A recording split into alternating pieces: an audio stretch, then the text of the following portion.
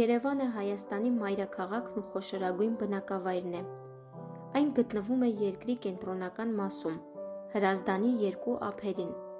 Երևանը որպես Էրեբունի ամրոց քաղաք հիմնադրել է Վանի թագավորության արքա Արգիշտի ան, մեր թվարկությունից առաջ 8-րդ դարում, Էրեբունի անունով։ Բնակավայրի տարածքում հայտնաբերվել են ավելի հին քաղաքների ու ավանների ավերակներ, ինչպիսիք են Թեյշեբաինին և Շենգավիթը, որոնք ունեն ավելի հին թվագրում։ Վաղ միջնադարում քաղաքը մեծ հայքի Այրարատ նահանգի Կոտայք գավառի սահմաններում էր։ Երևանն աշխարհի հնագույն քաղաքներից է։ Հնագիտական պեղումներից պարզվել է, որ մարդը այնտեղ բնակվել է տասնյակ հազարավոր տարիներ առաջ։ Հայ մատենագիրները վկայակոչելով Երևանի անվան ծագումը երկար ժամանակ այն կապել են Նոյան տապանի աստվածաշնչյան ավանդության հետ։ Իբրև երբ Նոյի տապանը կանգ է առել Արարատի գագաթին, Նոյը ջրհեղեղից հետո տեսնելով առաջին ցամաքը, որն ապագա Երևանի կառուցման վայրն էր, գոչել է Երևաց։ Այստեղից էլ Երևան անվանումը։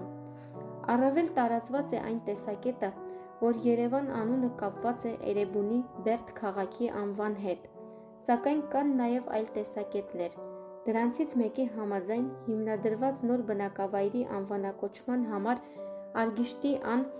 կամ օգտագործել է տարածքում եղած ու նրան հայտնի հնագույն այլ բնակավայրի անուն կամ կոչել է Էրի կամ Արի ցեղի երկրի անունով։ Հայկական լեռնաշխարհից ու շրջակա տարածքներից հեռացած հնդեվրոպացիների նախնիները, արիական ցեղերը, հիշում են իրենց Արի ցեղին պատկանելու փաստը։ Գրավոր աղբյուրներում նշում այդ մասին։ Երևանը կոչվել է նաև Իրիվան, Էրևան, Ռևան, Իրավան, Այրիվան և այլ անուններով։ Երրորդ դարի Սոգդիական մանիքեական մի տեքստում նշվում է, որ քրիստոնեական համայնքի կողքին պարսիկ նկարիչ Մանիի աշակերտներից մեկը Ռավան բնակավայրում հիմնել է մանիքեական համայնք։ Սա հիմք է տալիս մտածելու, որ խոսքը կարող է Երևանի մասին լինել։ Վանի թագավորության անկումից հետո Երևանի շուրջ հազարամյա պատմության մասին հայ մատենագրական աղբյուրները լռում են։ Երևանը կրկին հիշատակվում է 7-րդ դարում, Գիրք Թղթոցի մեջ։ Երբ մեր թվարկությունից առաջ 330 թվականին վերականգնվում է հայոց անկախ պետականությունը, դեռ 6-րդ դարում հիմնված Երվանդունիների թագավորական տոհմը բազմում է հայոց գահին։ Նրան փոխարինելու է գալիս Արտաշեսյանների դինաստիան։ Հայ թագավորները հրաժարվում են պարսկական նախկին վարչական կենտրոններ Վանից ու Էրեբունուց։ Հայոց պետականության կենտրոնը տեղափոխվում է դեպի Արարատյան դաշտ։ Էրեբունուց ոչ հեռու կառուցվում են մայրաքաղաքներ Արմավիրը, Երվանդաշատը, Արտաշատը, իսկ Արշակունիների հարստության ժամանակ Վաղարշապատը և Դվինը։ Էրեբունին վերջնականապես զրկվում է վարչաքաղաքական կենտրոն կարգավիճակից։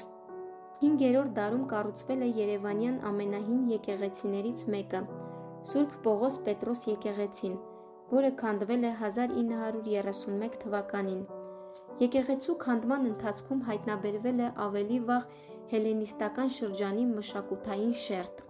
5-ից 7-րդ դարերի գերեզմաններ է հայտնաբերել նաև Կարո Ղաֆադարյանը Երևանի Կոզեռնի գերեզմանատան քանդակման ընթացքում։ Այսպիսով վաղ միջնադարյան շրջանում Երևանը իր ներկայիս վայրում եղել է արդեն կազմավորված բնակավայր։ Ենթադրվում է, որ քրիստոնյա։ Արաբական շրջան 640 թվականի արշավանքի ժամանակ արաբները գրավում են հայոց եկեղեցու կենտրոնը և Հայաստանի մայրաքաղաք Դվինը։ 652 թվականին Բյուզանդիայի կայսր Կոնստանտին Բն ներխուժում է Հայաստան, գրավում Դվինն ու ստիպում կաթողիկոսին ուղղափառ ավանդույթով պատարակ անցկացնել։ 703 թվականի ձմռանը Երևանը գրավել է արաբ ոստիկան Մուհամմադ իբն Մարվանը,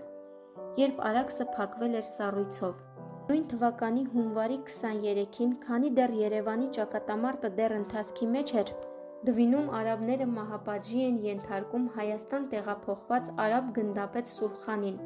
ով մինչ այդ քրիստոնեություն էր ընդունել, ստացել Դավիթ անունը, ամուսնացել ու երեխաներ ունեցել Հայաստանում։ Եկեղեցու մեջ կենդանի այրվում են նաև հայ ազնվականության ներկայացուցիչները, ովքեր հրավիրվել էին Նախիջևանի Խրամ գյուղում բանակցությունների։ Բագրատունյաց շրջան 850 թվականին հայ իշխան ապագա թագավոր Աշոտ Բագրատունին ազատագրում է Երևանը Դվինի Ամիրայի զորքերից, միացնում իր կալվածքներին։ Երևանը սկսում է զարգանալ որպես հայկական միջնադարյան քաղաք, Բագրատունյաց Հայաստանի կազմի մեջ։ 863 թվականին տեղի է ունենում 5-ից 8 բալանոց երկրաշարժ։ Երկրաշարժ է լինում նաև 893 թվականին, 6.7-ից մինչև 9 մագնիտուդով։ Արարատյան դաշտը դառնում է երկու խոշոր երկրաշարժերի էպիկենտրոն, որում մեծ վնասներ է կրում Դվինը ու ողջ շրջակայքը, ներառյալ Երևանը։ 893 թվականին երկրաշարժի զոհ դարձան մոտ 150,000 մարդ։ 10-րդ դարի 20-ական թվականներին խալիֆանը ստիպված ընդունում է Արարատյան դաշտի միացումը Բագրատունյաց Հայաստանին, ու Աշոտ Բագրատունին ստանում է Հայաստանի ու Վրաստանի շահինշահ կոչումը։ Օտար տիրապետություններ 1064 թվականին տարածաշրջան իր երկրորդ արշավանքի ժամանակ Սելջուկ սուլթան Արփ-Սալանը գրավեց Արարատյան դաշտն ու Երևանը, իսկ 1071 թվականին ջախջախեց բյուզանդական բանակը Մանասկերտի մոտ։ Երևանը մտավ Անիի էմիրության մեջ, որը ղեկավարում էր քուրդ Շեդդադիդ ընտանիքը։ Հետագա սելջուկ կաթոլիկ հակամարտությանն ընդառաջ ուժեղանում է Վրաստանի իշխանությունը։ Դավիթ դը Շինարար թագավորը գրավում է Անին ու Դիդգորի ճակատամարտում 1121 թվականին ջախջախում սելջուկյան բանակը։ Երևանը մնում է սելջուկյան տիրապետության տակ ևս 80 տարի։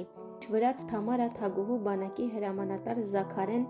ու իր ուղղափառություն դավանող Իվանեն 1199-ից 1203 թվականներին գրավում են ողջ Արարատյան դաշտը, միացնելով Երևանը Վրաց պետությանը։ Մի քանի տասնամյակ անց Հայաստանը կրկին գրավում են մոնղոլները։